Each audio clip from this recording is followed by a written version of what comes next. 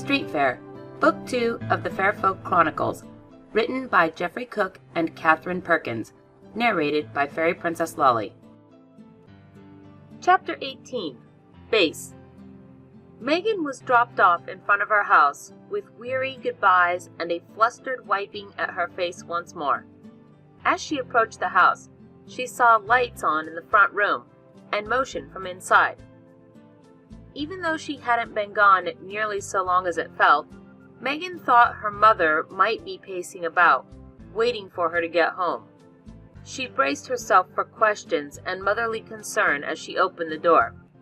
Instead, she was met by music, specifically a familiar bass line, accompanied by her mother's voice. For a moment, she thought maybe a CD was playing the opening to Why Is It Monday? But there was her mother, on the couch, the orderly coffee table shoved out of the way to make room, plucking the chords on her old bass and singing. While she sang quietly, her voice wavered more than in the lines Megan remembered, and the lyrics didn't match the liner notes of the original. Head to my 9 to 5, though it's really 8 to 8. The band has Van Halen M&Ms, and traffic's jammed to Northgate. The end words ran together as her mother tried to make the cadence of her current job difficulties match the pace of the original song. She was wrapped up enough in the composition that she didn't even seem to notice the door open and close, or Megan staring, wide-eyed. She finally recovered from her surprise enough to interrupt the song. "Hi, Mom. I'm home." "Hi, sweetheart." Sheila O'Reilly sounded tired as ever, but, well, Megan was hopeful. "That's not how is that how the song goes?" It sounded a bit off. "Oh, yeah, I was just being silly. I haven't played this old thing in forever, but I think it still has a few songs left in it." "You should keep working on it. I really like it." It was absolutely true. The lyrics might not match, the bass in the voice might waver from lack of practice, and the pacing might need work, but Megan loved seeing her mother like this. "Thank you, honey. You want to show me what you've been learning in those voice lessons?" Megan paused, a little unsure how to respond, since the voice lessons had been a bit of a sore topic at times. But she realized that, yes, even as tired as she was, singing to her mother's playing was precisely what she wanted. "Yeah, but you're going to need to play something I know." Megan's mother nodded, putting her fingers back to the strings before pausing, looking thoughtful, as if trying to figure out something she knew Megan would as well. Finally, with a small nod as she settled on something, she looked to Megan. "I'm pretty sure this has been on the radio when we were both in the car," she said, before starting to play. Megan didn't need the rest of the guitars or the beat, quickly picking up on Better Than Ezra's most famous bass line. The lyrics weren't overly complicated, and while her mother was still imperfect in places, it was easily close enough. She launched into the song about better times, and living in those times with someone who was no longer there. Despite the subject, the song was catchy and oddly hopeful, which, considering her mother playing, her fingers recalling old times, and her life back then, seemed somehow perfect.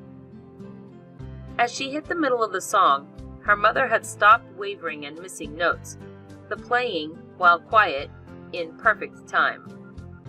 Not having to divide her attention between singing and playing probably helped, but Megan liked to think a lot of it was simply coming back to her as she got into the song and just let herself play. The song ended all too soon, and with it, some of the exhaustion that had been temporarily suspended as she got into the music hit Megan again, and she moved to lean against the back of the chair, catching her breath just a little, though she couldn't have stopped smiling if she wanted to. "Megan, that was really good. I'm impressed." Megan blinked in surprise, then blushed. "Thanks. It runs in the family, though. Kasha said you were really, really good. You know, back when you played. I think you still are. Kasha. She's Lonnie's friend who busks down by the stadium and plays some shows up in Fremont, right? Yeah, in Fremont. And at a bunch of other local clubs and stuff. They'll be playing at the fair tomorrow. You should come see them with us. She quickly inhaled and held her breath, realizing what she'd said. Her mother might work in the industry still, for most of the bigger music venues, but she never actually went to shows.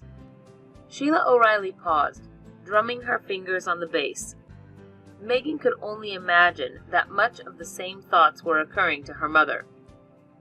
Finally, after what was probably several seconds, but seemed far longer to Megan, her mother responded, "Are you sure you want your mom along for that?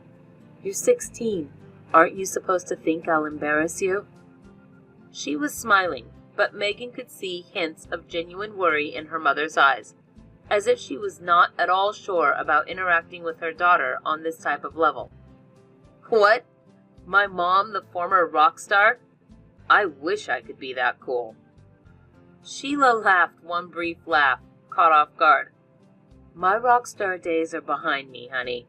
But if that's really okay with you, I'd love to come see your friend play. Megan sighed with relief and moved to the couch to hug her mother, leaning across one side of the base a little. Thanks, Mom. I'd love to talk more, or try another song, but we, really walked a lot today, and, helped carry a lot of stuff around. I should probably get some sleep. Whatever adrenaline she'd had on walking in to see her mother playing had faded with the end of the song, and she was feeling the effects of the long day again. Oh, okay. Sure thing, honey. I'm going to try that song a couple more times. I think I can do better. Then I'll head for bed. I don't want to keep you up. Megan smiled wider and shook her head. Practice as long as you want.